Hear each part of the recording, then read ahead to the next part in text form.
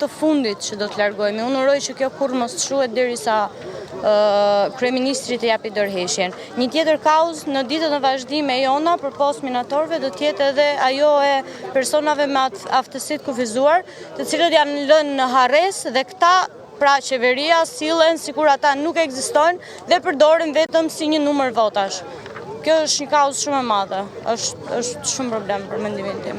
Sa i takon ti si një person, çfarë mendon se janë disa nga shkaqet më kryesore që kjo qeveri sipas teje të jap dorëheqje?